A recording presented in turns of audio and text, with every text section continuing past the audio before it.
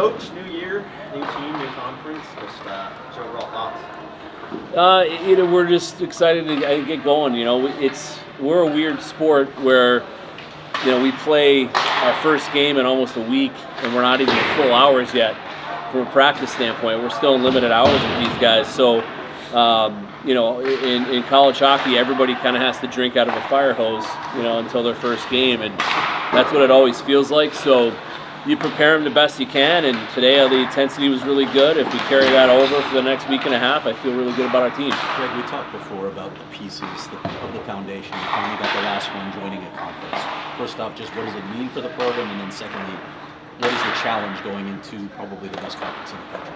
Yeah, I think obviously what it means for our program, from a recruiting standpoint, our ability to get even some of the players that we have here now, they're not going to come play for an independent program, and we learned that the hard way, and it was life as we knew it. But now the recruiting is definitely at a higher level than it's ever been because of the league. And then the challenges of being in a league so good, top 20 came out yesterday, and 8 of the 9 teams are ranked in the top 20. There are no nights off, so as an independent, you can look at it one of two ways. You can look at it as, you play Denver one weekend and then a new independent the next weekend, which we've done, and it's tough mentally for kids. But in this league, there are no nights off, and you have to stay here if you're going to have success. So, we wanted to build an old team this year, and we did, full of kids that maybe transferred from places that have been through the rigors of a really tough league schedule, and hopefully that pays off. I'm sure you saw the preseason media poll. Does that add anything to you guys, whether it's motivation? No. No offense to the media, but we don't really care what you guys think. Coach, every year you go through the transfer portal. This year you hit it pretty hard. What was your mindset going into it? What did you want to bring to this team? Yeah, experience, right? Just kids that have been through the rigors of a conference schedule, and going into this first year, we're old, we're experienced, whether it be guys that have been with our program and are really proud of what they've helped build, or guys like, Artem Schlein, who's a fifth-year guy and led Northern Michigan in scoring and was their captain, or Cruz Lucius, who was a leading scorer at Wisconsin, or Ryan Kerwin, who was a gunslinger at Penn State. The list goes on and on. So Noah Beck at Clarkson, Bennett Shimmick at Providence, and then even guys that have been with us now for a while, like Lucas Sillinger and the Jackson twins, they've been through it. So, we have enough depth and experience on our roster where we're not going to use being new as an excuse. To piggyback off that, obviously you can't force chemistry, but those guys with the experience, how much does that help this team developing chemistry when you get on the ice? We're still developing it, right? I think everybody's going to tell you, that's what the first month is for, especially when you're in a conference. Non-conference play is obviously really important. You want to get through it, with a winning record and head into conference play with your confidence high. But there's still a lot about our team that we're learning every day, and it's going to take playing games to really figure some things out and continue to get better. And you just hope you come out on the winning side of it. Last year, we didn't play great hockey in our first 4 games. We came out of it 4-0.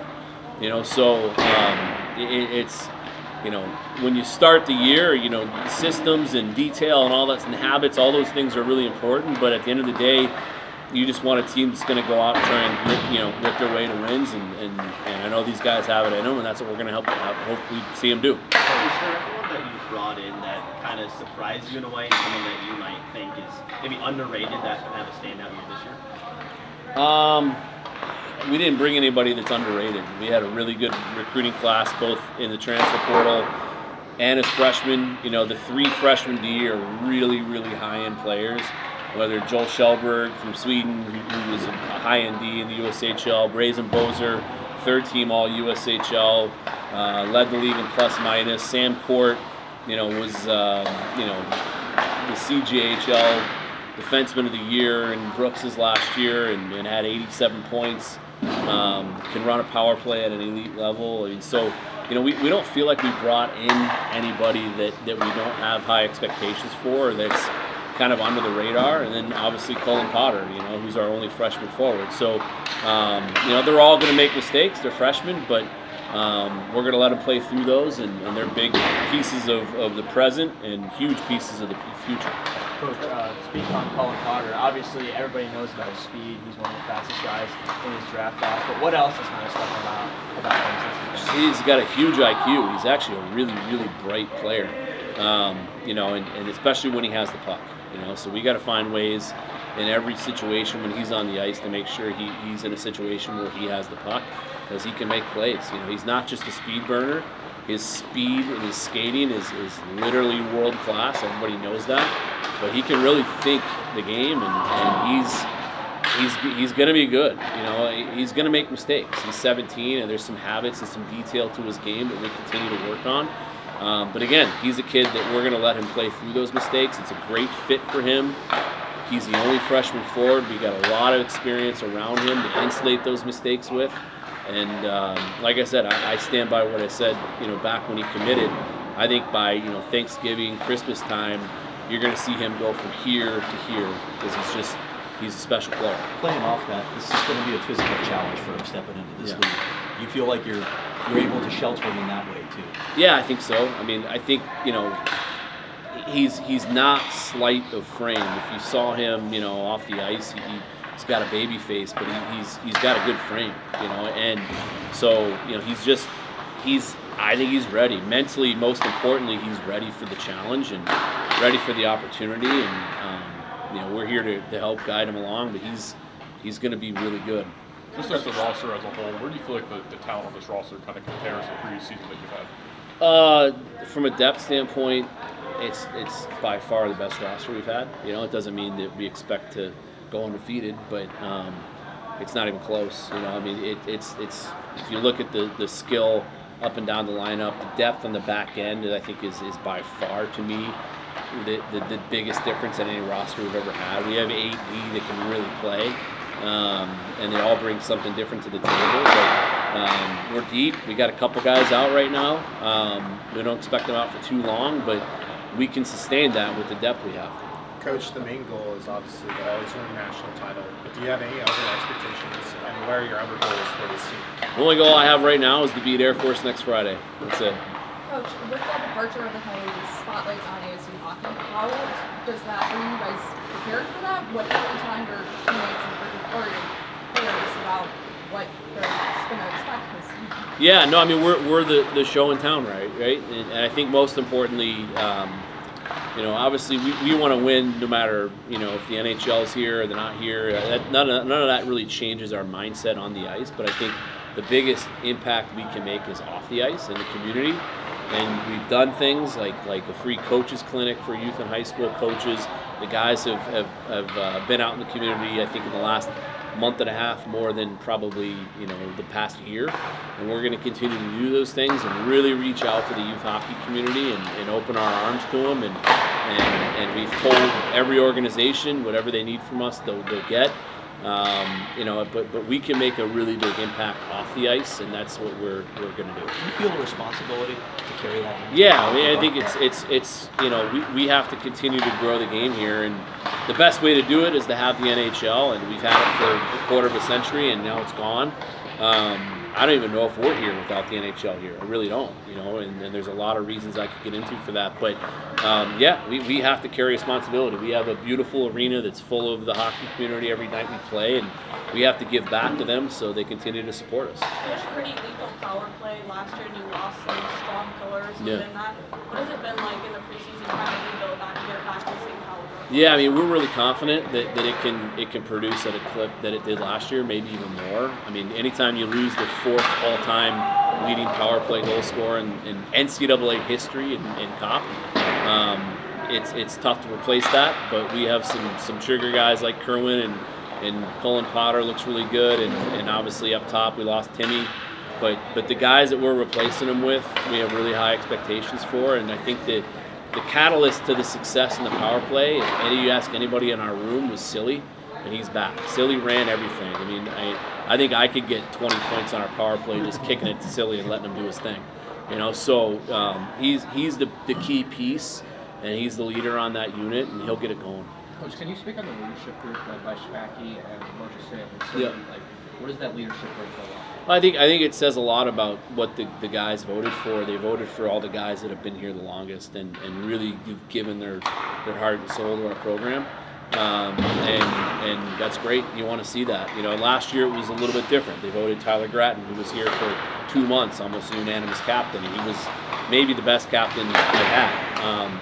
So every team's a little bit different from that standpoint, but I think it's important that you let the players have a say in who they want to be their leadership group. We did, and now we're going to trust those guys to do what they need to do. Coach, looking at your goaltending, you saw the departure of TJ last year. You've got Gibby and you've got Chase, and you brought in 2 more guys. You've got 4. How do you expect to kind of manage your goaltending? Well, look, like 4 has been great, and people look at that and they're like, but what it allows you to do from goalie sessions to skill sessions to power plays to, it really gives you a target at all times, right? If one goalie goes down, and we had one guy break his finger and he was out for almost 2 weeks, and even going down to 3, where there's moments and things you do where you don't have a target. So it's really good. I think Gibby and Pav are clearly the guys that are going to be leaned on for time, and those other guys are doing a great job, and they're great teammates. They're supporting the guys really well. They're both really good goalies. But those are the 2 guys we're going to lean on, and we'll see where it goes. You rode TJ a lot last year, and then you went into Gibby. Do you expect to ride Gibby a lot, or are you going to do a little bit more kind of back and forth? Well, again, it's a week-to-week thing, and it's a gut thing. I do a lot of things and coach a lot of ways in general just with my gut. I do see both getting time early, and that's the thing that people discount.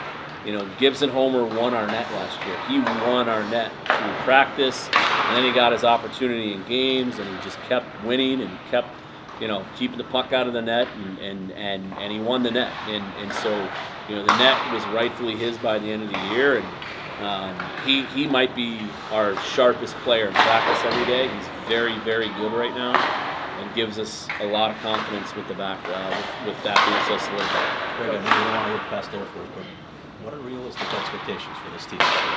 I think realistic expectations are to host a playoff series, and I think that if you get into this league and you can host a playoff series, you're getting into the tournament, right? And so, we want to fill Mullet with a playoff atmosphere and have the opportunity to do that this year, and I think that's realistic. We know how tough the league is. We respect how tough the league is. In our last 15 games in this league, we have an over 500 record, and we think we have a better team this year than we've ever had. So our expectations, I think, are realistic. But again, we're just going to get through. Everybody wants to talk about, and that's going to be the focus here with our players. Is everybody wants to talk about the league. It is a big deal, and we're excited for the league. We've worked hard to get into this league. But we have 8 games we have to focus on, and internally, that is the focus. We're not even talking about the league yet. Coach, for your center depth this year, you bring back Ryan Alexander, looking for a better year from last year. But for Kyle Smallman, last year you put him with Benji and Ryan over at Providence.